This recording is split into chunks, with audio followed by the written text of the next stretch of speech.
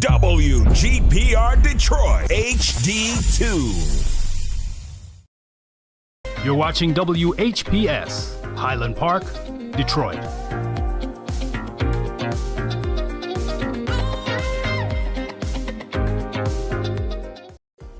The views and opinions expressed on the following show are not necessarily the views and opinions of WHPS, its affiliates, management, or sponsors.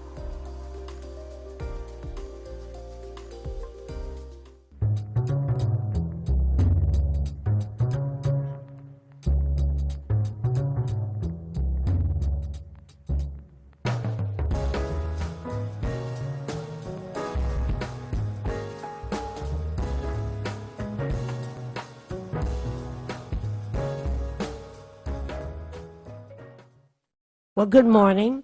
If you were looking for the usual broadcast of Ask Welfare Rights that comes on Fridays from 10 until 11, you have been successful. Once again, this is the weekly broadcast of Ask Welfare Rights. My name is Maureen Taylor, and I work with the Michigan Welfare Rights Organization. But you are about to get an official welcome from the national chair of the Welfare Rights Union, Marion Kramer. So, Marion, please say good morning to our viewers. Good morning. We are so happy to be here, and not only just to talk to you, but for you to bring information also that we all need. If you're going to okay, let's start like this. If you're going to call in and participate, please call 868-0342. And there's another number, 0351, and another number, 4336. And the website is www.tv33whpr.com. So we hope when you call us that you would turn down your TV, as well as we don't need to hear your telephone. It's because we can't hear you when those devices are around like that. Just turn them down, okay? We'll really appreciate that. Thank you. Alrighty, speaker phones don't work that well. So if you're calling in, don't call in on your speaker phone, okay? Please.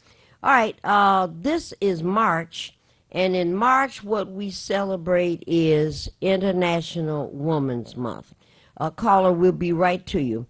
And, well, why don't we see who this is, and we'll take this call right away. Good morning, caller, you're on the air. This is the Ask Welfare Rights broadcast. You are on the air, caller. Hi, this is Linda Wheeler. Good morning, ladies, with the Highland Park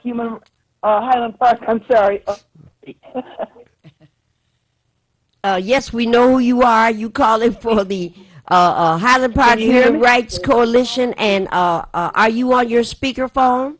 No, I turned it off, but I will turn down my computer. And I'm sorry. Thank you very much. All righty, let's hear the Highland Park Human Rights report. Go ahead. Well, as you know, this GLEMA is still bad-mouthing Highland Park, and so we're preparing to have a community meeting sometime in the next 2 weeks, hopefully sooner than that, at Revival Tabernacle Church. I'll have more details coming up, but we need our community to join together and get the information. And we're going to have a demonstration with other organizations and let them know you're lying on us. We pay our bills, and other communities, if you look at your water bills, you'll probably see where you're being overcharged too. That being said, I'd like to also remind everybody that the vaccines and the boosters and the testing is still available at the Ernest T. Ford Fieldhouse here in Highland Park. That's the Pfizer, Moderna, and the Johnson & Johnson's Monday, Wednesday, 2 to 8 p.m., Friday and Saturday, 9 a.m. to 3 p.m. First and second doses available, offering the booster shot.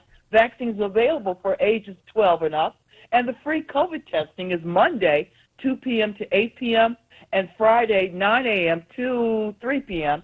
Walk-ins are welcome. That's at the Ernest T. Ford Recreation Center, 10 Pinkett, here in the greater city of Highland Park, Michigan. All right.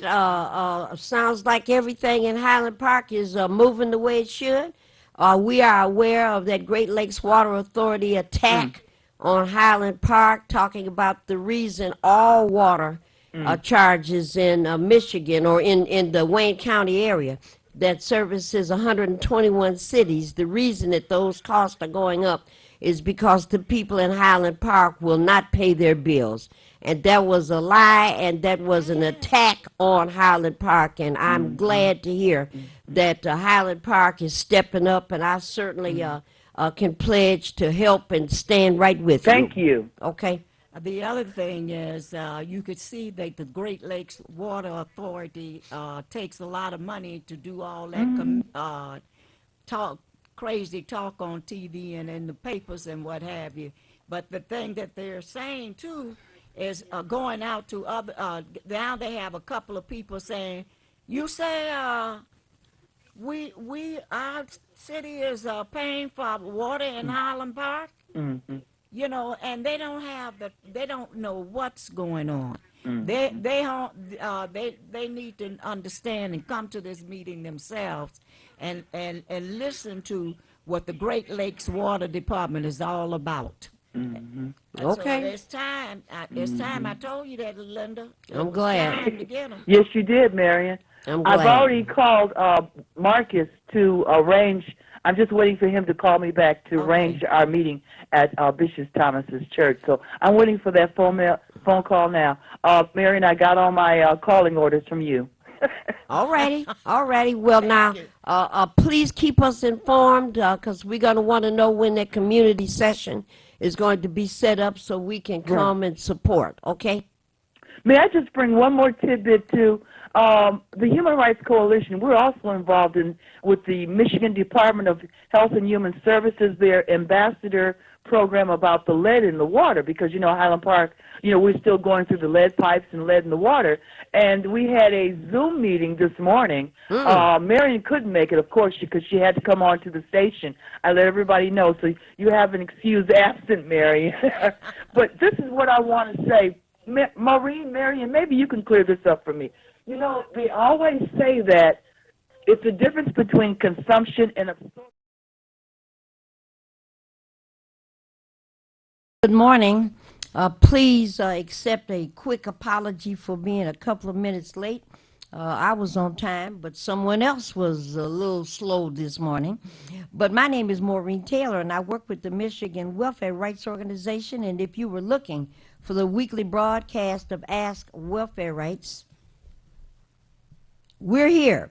And you're going to get an official welcome now. If Marianne can stop looking for things in her purse, and she's going to give you an official welcome. So, Marianne, if you would you say good morning to everyone? Go ahead. Good morning. It's so good to be able to come out this morning. And yesterday was beautiful. Yes, it was. It's supposed to be pretty good today. But I want to remind you, in order for us to be able to really understand what you're saying, as well as you being able to be heard to the people that's around, might be listening, call in the number, one of these numbers, when you want to talk to us, 313-868-0342, 0351, 4336, and the website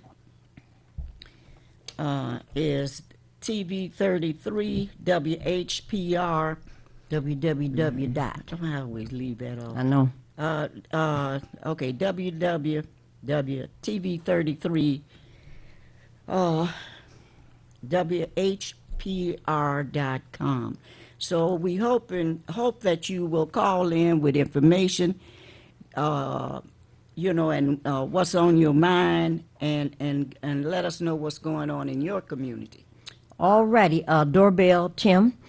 And don't forget, when you call us, 868-4336, 868-0351, 868-0342, do not call in using your speakerphone, because it distorts your voice. So if you call us and share some information and whatnot, we'd be very happy about that. This is still International Women's Month. So we have a couple of people we're going to highlight today, but Marion, there's somebody that's burning up the wires to try to get on the air this morning. So why don't we take this call first? Caller, you are on the air, and thank you for calling Ask Welfare Rights. Caller, you're on the air. Hi, am I on the air? Yes, you are. Grand Rising, my good people. And Grand Rising and good morning. This is Linda Wheeler with the Highland Park News Update. Okay, Ready, set, go. let's hear it. As last week I talked about our community town hall meeting concerning that GLEMA, those you know what. Well, water is a human right. The Highland Park Human Rights Coalition invites you, everyone, to a community town hall meeting, and the topic is the Great Lakes Water Authority is overcharging Highland Park residents, gaslighting us, and using decisive tactics to separate Highland Park from other cities in Michigan. Join us to forge a way to fight back.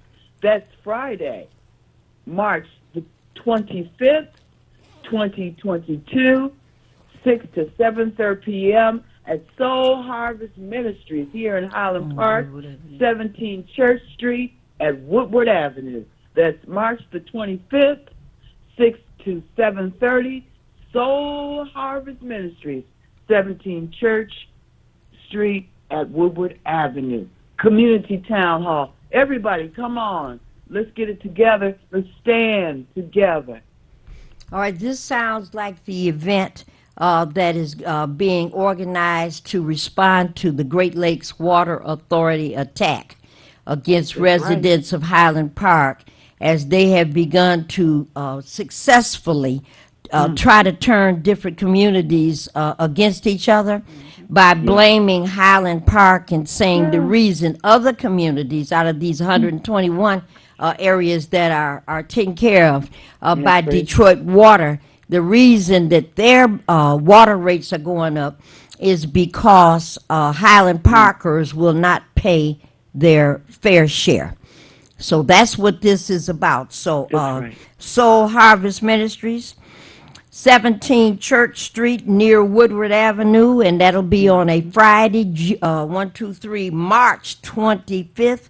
And that event will start at 6 o'clock in the evening till 7:30. Did I get it right? Yeah. You got it right. You We got it say right. 7:30, but we're going to ask the kind Bishop Evans to allow us to have probably an additional 30, 45 minutes, so maybe 8:15, you know. Okay. Yeah. Okay. All right. What else is going? I mean, that's enough right there to have Great Lakes ma'am, Water it is. Authority attack a little township got like you. Highland Park. That's quite a bit. So, That you know, that's terrible. So, That- go this- ahead, Mary. This fight with the water department, be it Highland Park, Hamtramck, Detroit, the different suburbs and what have you, has been going on for years. But it is not Highland Park, really, that owes money that they claim about, but it is the fact that they owe us some money. And furthermore, the cleaning of this all these pipes and stuff like that out here in Highland Park, they still laying the foundation that we die from something. You can sit back on your seat and say they don't know what they talk about. Well, you sit there while the rest of us are getting out here trying to do something, because we have to remember that water is a human right. That's right. Not only a human rights, it should not be owned by private companies. And that should be, that should be clear to you. Let your water get turned off. Yeah, one of you gonna end up calling us for us to fight to get that water back on. But you got to get out there and in the dust with the rest of us. Now, Madam Wheeler, I've heard it said a couple of times that Highland Park owes a water bill of $52 million. Now, where did $52 million? Another Well, lie. yeah, That's a big I'm lie. telling you what's been said. So Highland Park is going to have to refute and expose that, because that's the figure, and I've heard it 2-3 times on TV now. Highland Park know what is it in the was about. arrears for 52 million. So the whole situation needs to be exposed, and the fact that water is being the issue to divide communities again, has to be exposed. Go ahead, Madam Grand Rising. What do you think? That's right. It's all about fight poverty, not people. Yes. And we know these corporations, these capitalists these are decisive tactics they've used for years and years and years to pit us against one another. And we pay between 3 and 5 times more for water bills than any city in Michigan. And you know what? These other cities better look at their water bill too, because if they're raising us and have been raising us, you're next. Very good, thank you, and very well said. Madam Grand Rising, are there any other issues that Highland Parkers need to know or Detroiters need to know this morning? Well, yes, the city of Highland Park is still continuing the Pfizer, Moderna, Johnson & Johnson vaccines every Monday and Wednesday, 2 p.m. to 8 p.m., Friday, 9 a.m. to 3 p.m., and Saturday, the same, 9 a.m. to 5 p.m. Oh, that time has changed on Friday. It's a little up now. Offering the first and second dose, offering booster shots. The vaccines are available for ages 12 and up.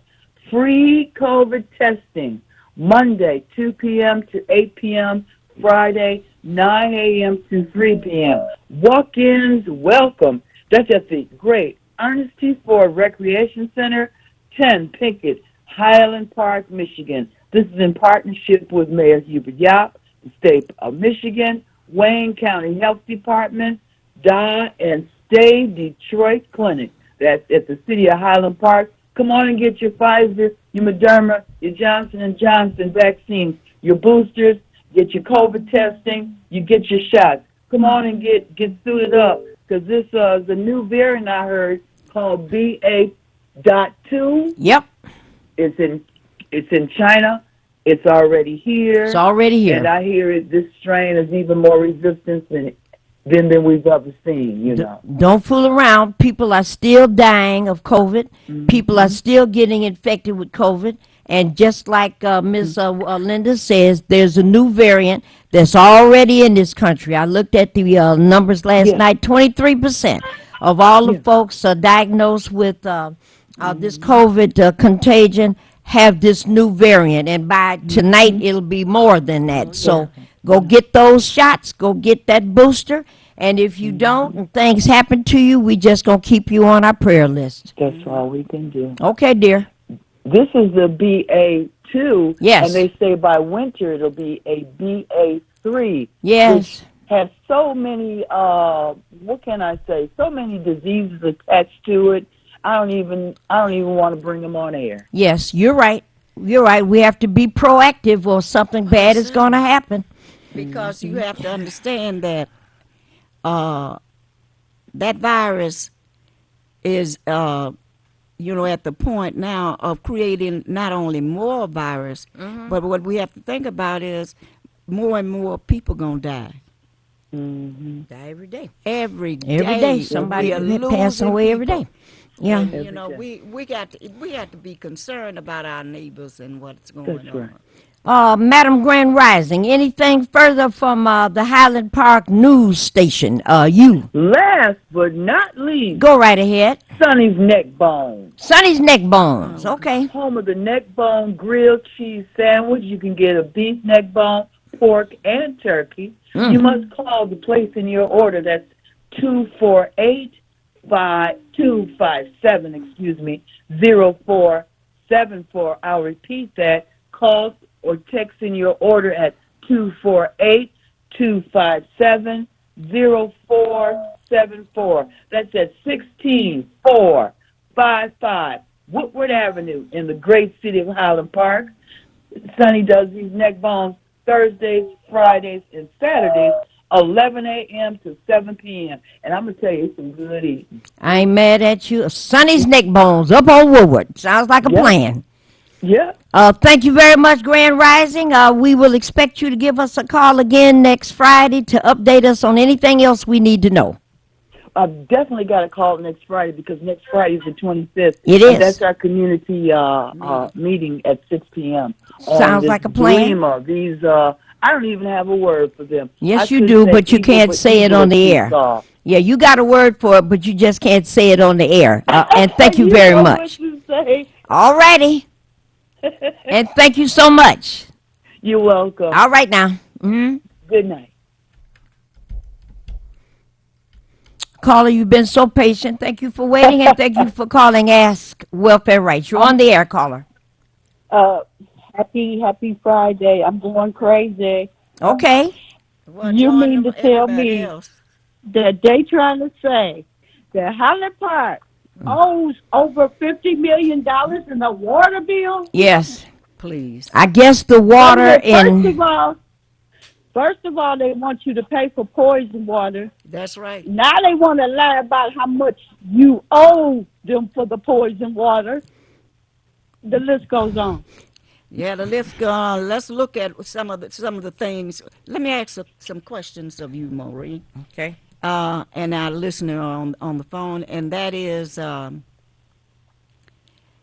you know, they've been trying to get a lot of the houses to sell. A lot of the people that live over here in Highland Park to sell their houses. They being people coming to our doors, knocking on the door.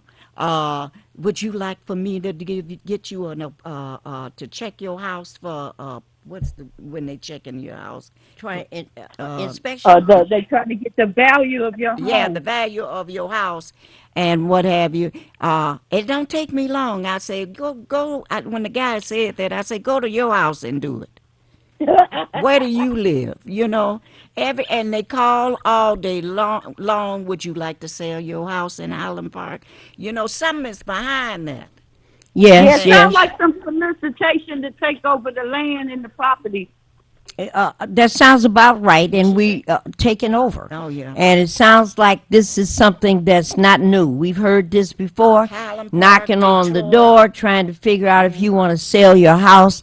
But for sure, if for Highland Park to owe $52 million, that means Highland Park would have started to owe somebody from the moment Highland Park was declared a city. So for all the time, you know, that hundreds of years, you know. So yeah, that's Before we was born. I mean, it's just ridiculous.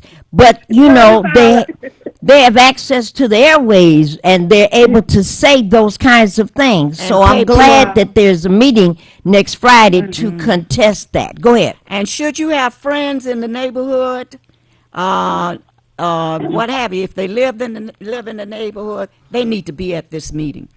Yeah, my dance instructor, she lives in Highland Park. Give me the information. Is that on the 25th?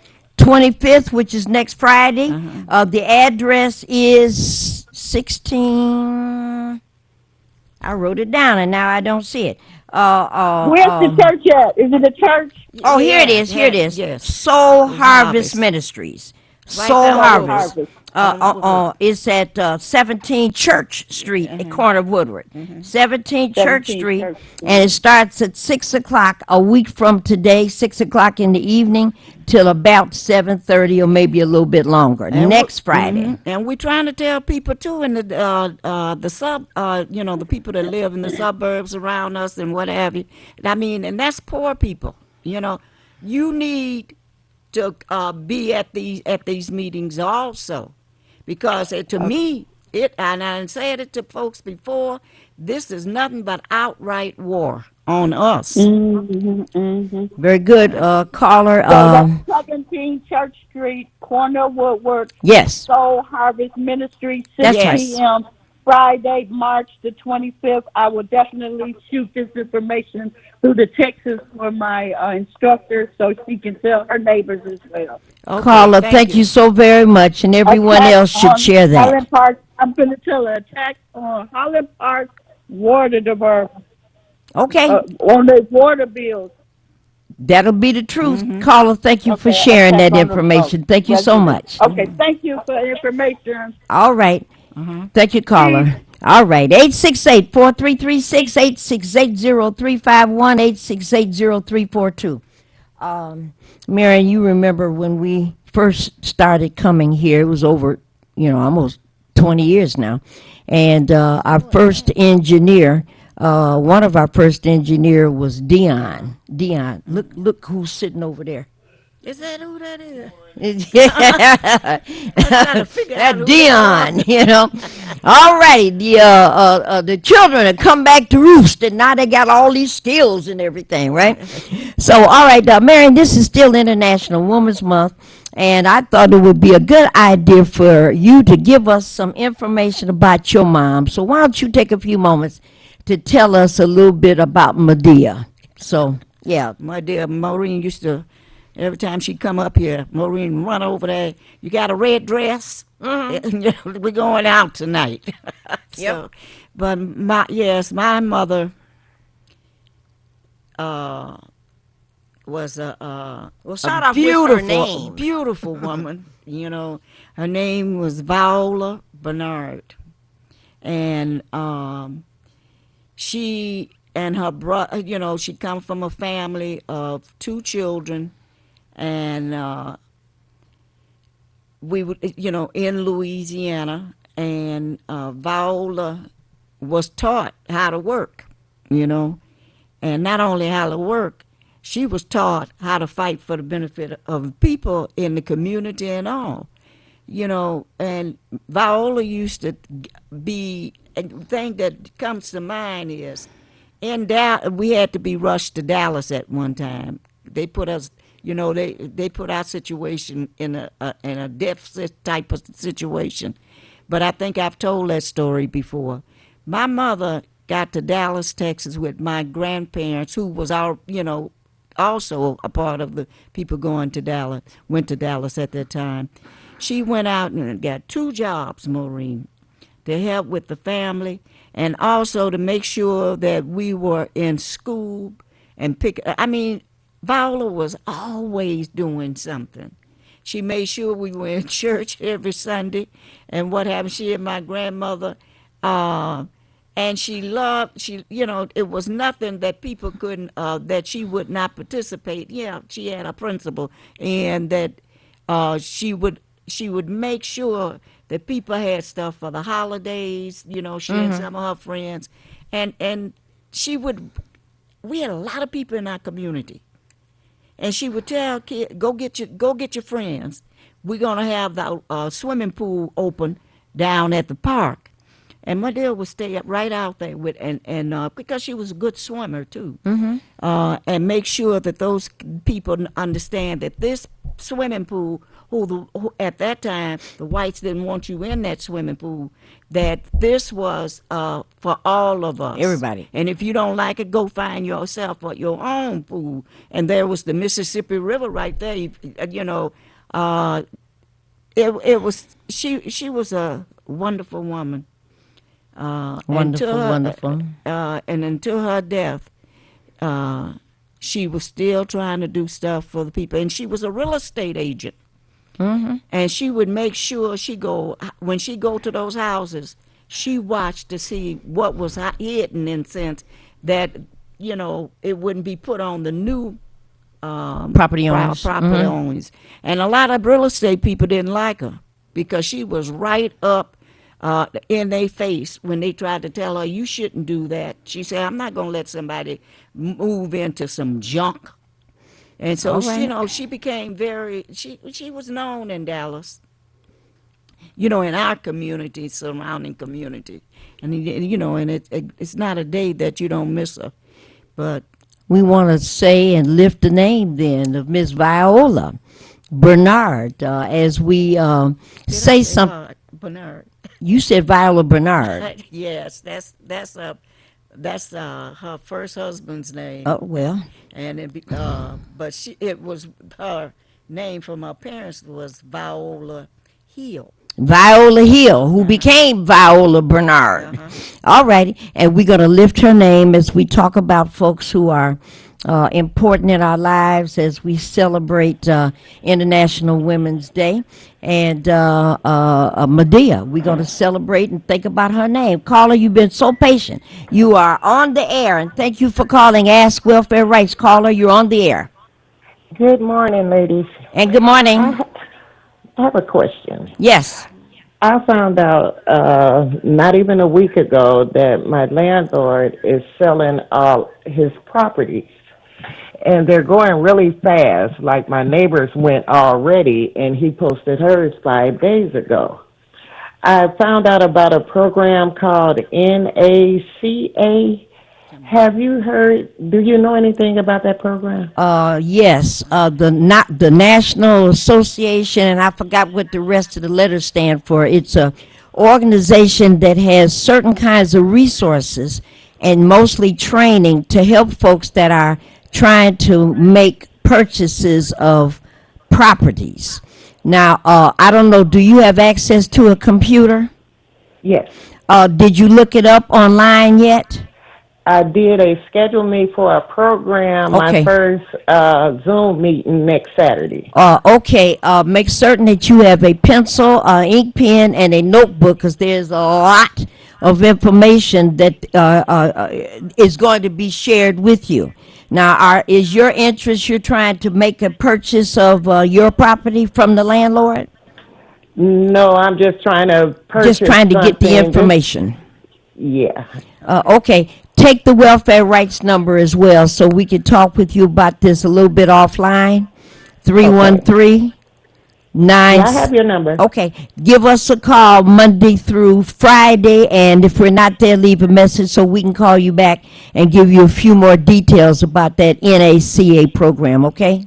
Okay, thank you. Yes, ma'am. Yes, ma'am. All right, 868-4336, 868-0351, or 868-0342.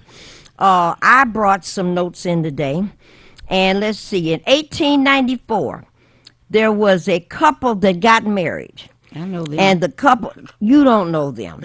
And this couple that got married is Nelson and Mary Freeman. I didn't know these names, okay? So Nelson and Mary Freeman got married in 1894 in Macon, Georgia. And after 2-3 years, they started to have a family. And their oldest child was William Freeman. The next child was Thomas Freeman. And the third child was Mattie Lou Freeman. And after a while, as they started to grow up, and again, we're talking about 1894. By 1913, William Freeman was already looking to do, matter of fact, what this young lady just talked about on the line just now. He started to invest in purchases, and at that time, 1913, here comes the factories are starting to bubble up with assembly line jobs or whatnot. And Thomas Freeman started to invest in an automobile that he said, this is now a taxi cab. And by 1934, the Exchange Cab Company, a lot of people think that Checker was the first black cab company in Detroit, and it was not. The Exchange Cab Company was certified by 1934, and the immediate owner of the Exchange Cab Company was Mr. William Freeman. I looked up a little bit more about William Freeman, who started to make purchases of properties, including 1735 McDougal, 1738 McDougal, 1739 McDougal, and I forgot the rest of the numbers and whatnot. And that was William Freeman, who was starting to buy properties, McDougal 48207. All right, phone number at that time was Woodward 50882. I don't know why I still remember that. 50882 was the phone number, and my mother and my father bought that house at 1735 McDougal, and it was the house that belonged to my grandfather, William Freeman. So William Freeman decided to move after he purchased 6 or 7 properties, 2-family flats, and moved to Belleville, Michigan. And Mom and Dad stayed on at the McDougal address until urban removal came and bulldozed the house and said, "You can come back when you're ready." And that never happened. My mother was number 5 out of 9. So she had 4 older sisters and brothers and 4 younger sisters and brothers. And starting with my mom, all of them were born in Detroit. Alrighty, and the younger ones, or the older ones, were born in the Macon, Georgia community. So my mom, Pauline, and that's Miss Pauline. You couldn't call her Pauline, yeah, because you get in trouble for calling your mother Pauline. Yeah, mother's name was Mama, and so Miss Pauline, I say number 5, and out of a family of 9. And she was one of the last of the stay-at-home mamas. My father worked for the post office, and would come home after work and put on music and would dance with my mother. You know that Luther Vandross song, Dance with My Father Again. And Daddy danced with Mama, and I thought, oh, this is the way marriages are supposed to go. Your husband, your wife's supposed to come home, and you're supposed to dance to the music at night, right? And that's the way it was in my household, 1735 McDougal, 3 bedrooms, a 2-family flat, the front room, dining room, bedroom in the front, bedroom in the middle of the house, and a bedroom in the back.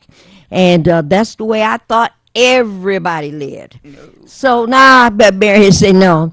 So that's the person I'm going to lift up today, Pauline Milton, and was a block club chairperson, was the PTA chairperson, was the Girl Scout chairperson, and right along with Miss Thornton and Miss Murray and all the rest of the folks that lived in the neighborhood, these were the black women who were in charge. And again, I thought that's the way everybody works. So my mom, the 4 older sisters and brothers, they're gone. The 4 younger sisters and brothers, they're gone. And the last one we had was Henrietta. Henrietta, who we call Honey, another trailblazer that moved up north. What a life, what courage. And we lost the last one of those. I'm tearing up now. 7/7/2020. So I'll lift up the name of Pauline Milton and Henrietta Carter.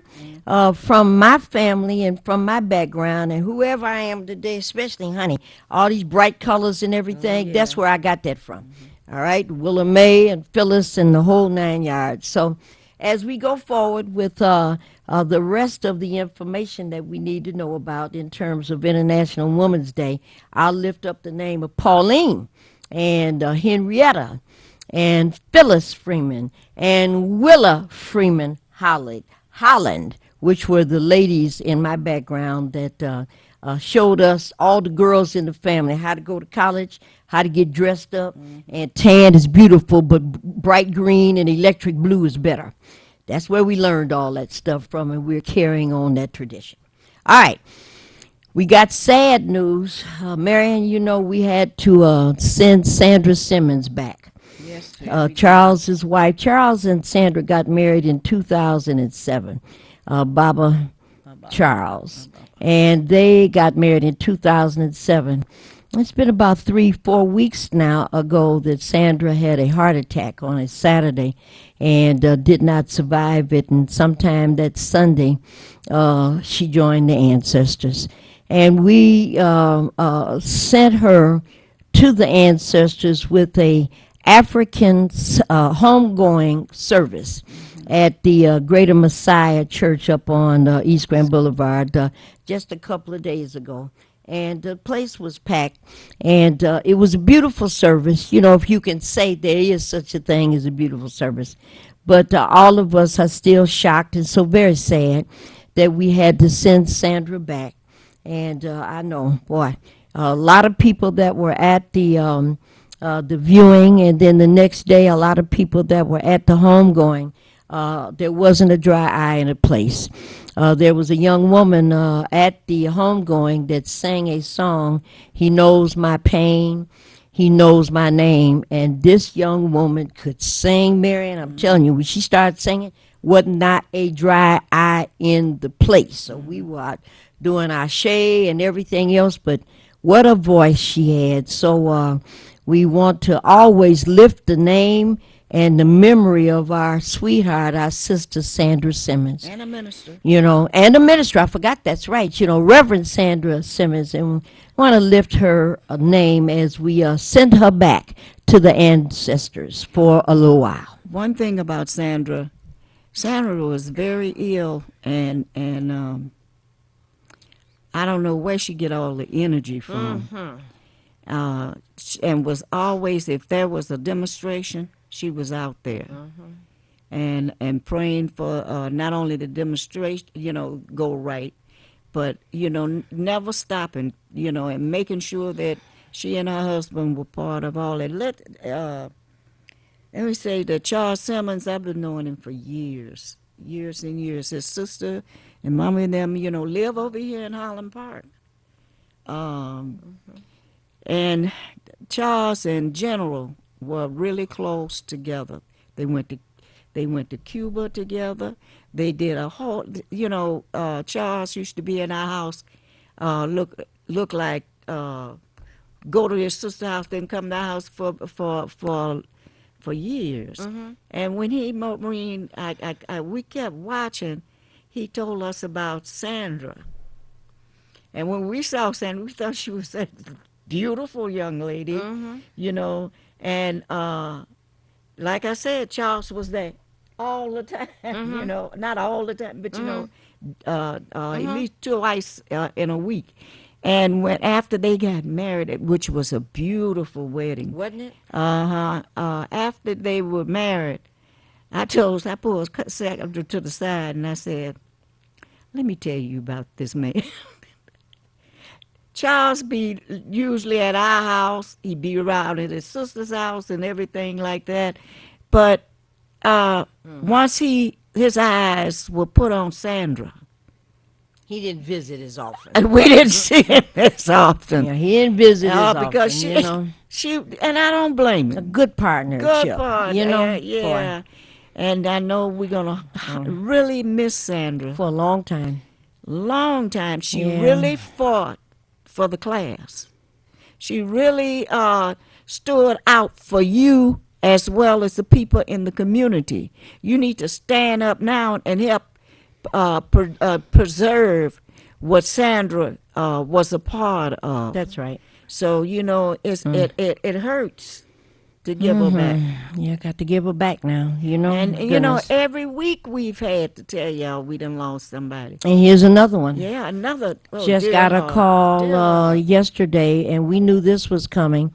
One of the labor historians that I've certainly known for more than 40, 50 years, Yeah, Al those are- Gladdick. I'm both talking of about Al now.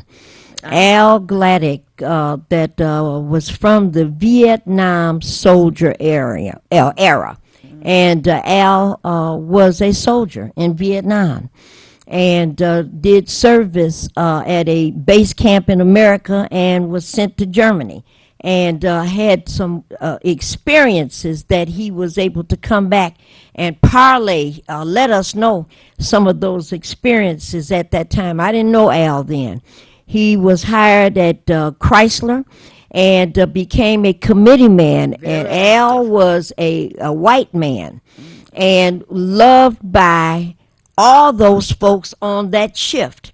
And I remember when Al used to tell my son, Navarre, who went to work at Ford Motor Company, and soon as Navarre got that job 8 years ago, Al called and told Navarre, if you decide to run for a UAW position, your number one rule is you're supposed to visit workers on your shift 2 times a day. First thing in the morning when you get there and talk to everybody to see if everybody's okay. And then at the end of the shift, you're supposed to go back and make certain that everybody on that shift is okay and that the company is not doing anything to harm these folks. So we're talking about Al, a labor historian. Used to be able to call Al and talk to us about such and such the hunger strike, or whatever Chrysler activities, Lee Iacocca, and the kind of things that Chrysler was going through and workers were dealing with. And to be able to talk to Al, who was, he was a great historian, but he lived through this. And he knew these things because of lived experiences. So the historian that he was, the Vietnam soldier experiences that he was, all of the health care. He was an expert in universal health care, and had met several times with previous John Conyers, our previous congressman, to talk about why we should be supporting universal health care. And Al was a proponent, and whenever you would talk to him, and I used to talk to Al every day, every other day of my life for about 3-4 years, and he just had that presence of knowledge and those details and whatnot. And he'd been sick for a year and a half now, almost a couple of years, and Al was a smoker. And, that tends to be an issue. Whatever situations health-wise you might have even more serious situations if you smoke those cigarettes. But that's what Vietnam soldiers did. And every Vietnam-era soldier I ever met that was a cigarette smoker, including our dear Joe Green, they all meet up with that same fate. So we want to lift the name of Al Gladdick, an historian, an organizer, an advocate, an activist, very close to a number of organizations, the retirees over at the Local 22. Boy, Al and Cass Ford and whoever else met over there, man, how long? 5 or 6 years, maybe? Well, Jen had Longer than that. General organized that, and got Al and all of them. They were all retirees, and their thing was to try to not only be up on what was going on in labor, but also we could call on them. I know we could call on them. I don't care if they were sleeping. I would call my husband and Al and people like that, and if we were on a walk to Lansing and late at night, they would come out there. And we heard at one time that some people were coming out to hurt us. Who do you think that was? You talking about when the Klan and Nazis came? When they were trying to come No, until they came. They was here, remember? No, they never showed up once we called the UAW. And we knew then, look, we all right right now. You're a local 600. Jen and all of them got it, as well as Al and all of them, made sure that we were safe, in dealing with the problems that we were facing at that particular time. That's right. So we'd say to the family that we still here with you, and understand you can always call on us, because his family participated also. His wife Sharon and Stephanie, the daughter. I want to remind you of this story, which it looks like you almost forgot. And some of us were on our way. That's when we still had Kennedy Square. And some of us had heard about these Nazis down on Washington. Wasn't Washington? What was the name? They was downtown over there somewhere near the Kennedy Square.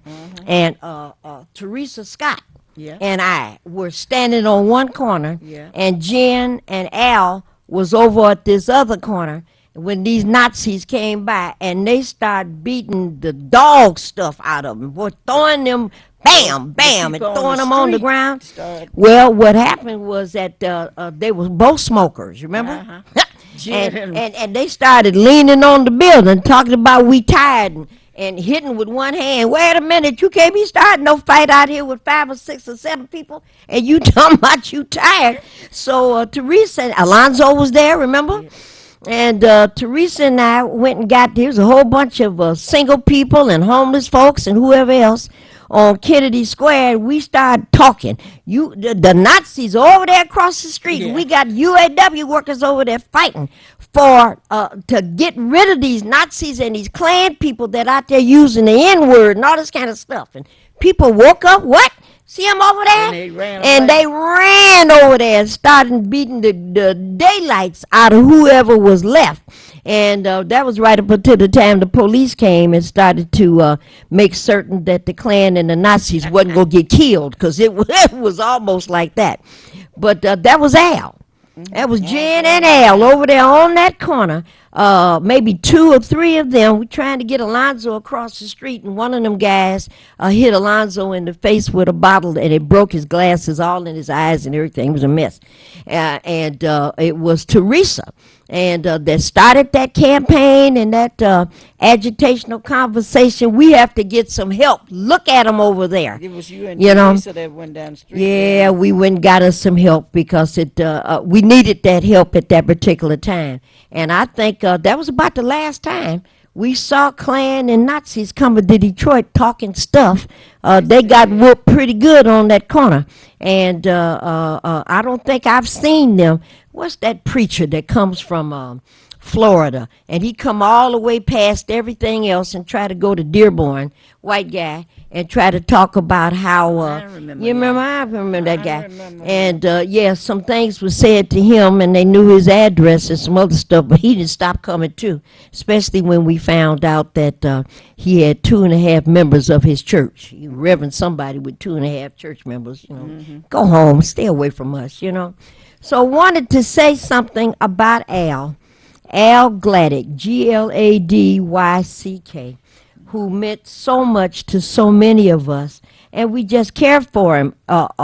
Just, I don't know how we're gonna not deal with Al, who we're so used to calling and talking to him. Even though I say this last year, so he printed up a newsletter. Remember, Marion? Al printed up a newsletter every day for about 2 years, every day. You know, saying all the news about health care and different political things. And what were you saying? What else? And he would, because I would always make a mistake calling, getting on my phone, and I end up calling Al.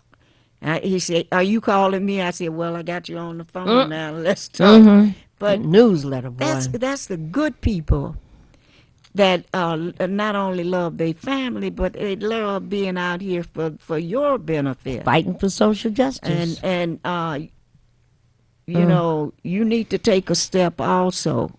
I'm talking to our listening audience. I don't know how many we have out here listening to us, but you owe something back to the folks that have fought for you. Spent their whole life. Our life. Somebody said, who was, because it was Annie the other day, Annie Chambers, said, "Marion, we've been out here for over 50-some years." I said, "You're not getting fighting for welfare rights and fighting that people be treated with respect, and that, you know, that the government would begin to understand that one of your principal duties are to take care of children and take care of the families and stuff like that."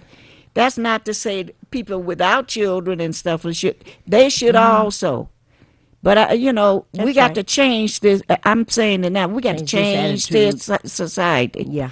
Period. And I'm not talking about the voting thing right now, although That's important. it's important, but I'm make talking a about bigger change. we got to make a bigger change on this stuff out here. So as we lift the name of Al Gladdick, labor organizer, and we lift the name of Sandra Simmons and a few other folks that, who is Brenda? Oh, you talking about Brenda Quant from New Orleans, that we had to send her back a couple of weeks ago. And, you know, this is difficult. and all of these people who spent all of their adult lives in the battle for social justice. And we're not going to forget them. We're not going to forget them. We're going to continue our fight. We're going to continue our fight in their name and in our honor. Marion, we have about 5 more minutes left. I looked at the news yesterday, and it's so sickening to me. We have something that the Democrats have tried to put forward called Build Back Better. And it's a lot of great things in there, okay, good ideas. And they can't get bipartisan support. So Republicans don't want to go along with it. Some of the Democrats don't want to go along with it. But things that help people with bridges and streets and schools and the children getting extra food stamps and forgiving college loans and all kinds of things that would make regular working people feel better. We can't get bipartisanship. But what we did get is some $13 billion with a B dollars approved by both houses, That's Democrats right. and You Republicans, see that? to buy bullets, tanks, missiles, and whatever else, all kind of things, you know, more people. to kill more people. And some of that money is supposed to go to help these women and children that are running for safety. And I'm all for helping women and children running for safety. But as welfare rights, we're against war. We're against the war anywhere. Because it always means they take resources from us and they make bullets and they make tanks and they make guns and all that stuff. And where does send it it go? someplace else. To kill other poor people like us, as well as make sure that they have that money in their pocket, you know, for their life. How did they find it? It's that military budget that's choking us yet again. And nobody asked me, well, okay, are you all right with this $13 billion going on? No, I'm not all right with it. No, I'm not for war. And whatever that is that's going on between Russia and the Ukraine, they need to figure it out. If you're going to make a contribution, make it to the United Nations, who don't take sides, and let them go in there and figure out what it is that's happening and get information. Well, they say they don't take sides. But I don't want us involved with some sort of a fisticuff and a war of some sort that's going to end up putting even more lives in danger. It's just so scary. And now they're talking about some of the nuclear locations and sites and whatnot may be in danger of fires and all this kind of stuff. That's the last thing we want to hear, you know. 3 minutes left. We have to realize, people have to realize who makes those bullets and who profits from those bullets. It's the capitalists. You know, and just like, you know, they easily put that mess in the air to kill off other folks, they can do the same thing here with us. Can it be stopped? Yes. You are the answer. Only if you wake up. You wake up. All right, Marion, you have 30 seconds to say goodbye. Hope to be in this chair next week, and you have a nice weekend. All righty, we're getting and edging closer to April 17th, which is Easter, and that always reminds me of resurrection opportunities where we can lift up new ideas. We can resurrect the fight for justice, resurrect the fight against racism, resurrect the fight against poverty. So we would urge and encourage folks, just like Marion has said several times today, do something, get involved. There's a meeting next Friday, 6 o'clock at the Soul Harvest Ministries, corner of Church and Woodward. That meeting starts at 6 o'clock to say something, get involved in the Great Lakes Water Authority attack against residents at Highland Park. So we hope you're able to come out and stand your ground. You know that phrase. Until then, if the Lord is willing and the creek doesn't rise, we will see you next Friday at this time. And like Marion and I say all the time, goodbye.